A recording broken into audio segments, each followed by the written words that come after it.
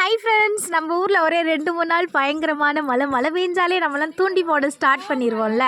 இன்றைக்கி வந்து மச்சாமார்கள் எல்லோரும் பத்தக்கட்டை போட்டிருக்காங்க. அதை தான் காட்ட போகிறேன், வாங்க.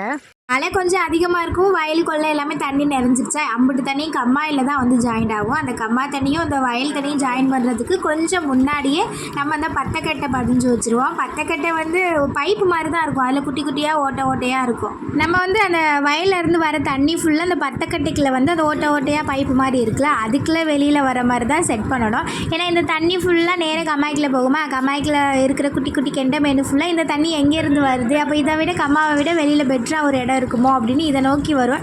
பட் நம்ம அதுக்கு ஆல்ரெடி ஆப்பு ரெடி பண்ணி வச்சுருக்கோம் அப்படின்னு தெரியாதுல்ல. ரொம்ப அழகாக அந்த ஏற்று மீன் ஏறுறது பார்க்கும்போதே ரொம்ப அழகாக இருக்கும். இதெல்லாம் சின்ன பிள்ளையில இதே பொழப்பா எங்கள் அப்பா பின்னாடி பத்தக்கட்டை கட்டிட்டு மீன் பிடிச்சிக்கிட்டு தெரியும். இப்போ ரொம்ப வருஷத்துக்கு அப்புறம் ஏற்று மீன் ஏறுறது பத்தக்கட்டை கட்டுறது பார்க்கும்போது கொஞ்சம் ஹாப்பியாக இருந்தது. மீனோட டேஸ்ட்லாம் சொல்ல தேவையே இல்லை. என்ன அம்புட்டையும் க்ளீன் பண்ண கொஞ்சம் கஷ்டமாக இருக்கும். டைட்டாக தலையை பிடிச்சிட்டு உள்ளே இருக்கிற குடலை எடுத்தாலே போதும். நார்மல் மீன் குழம்பு மாதிரி தான், எக்ஸ்ட்ரா சொரக்கா போடுங்க, செம்மையாக இருக்கும். இது நார்மலாக கிராமத்தில் இருக்கிறவங்களுக்கு தெரியும். நான் கரெக்டாக சொன்னேனான்னு தெரியல, மச்சான் ஏதோ சொல்லி கொடுத்தாங்களா அதை வச்சு தான் சொன்னேன். நீங்களும் இது மாதிரி மீன் பிடிச்சிருக்கீங்களான்னு கமெண்ட் பண்ணுங்கள்.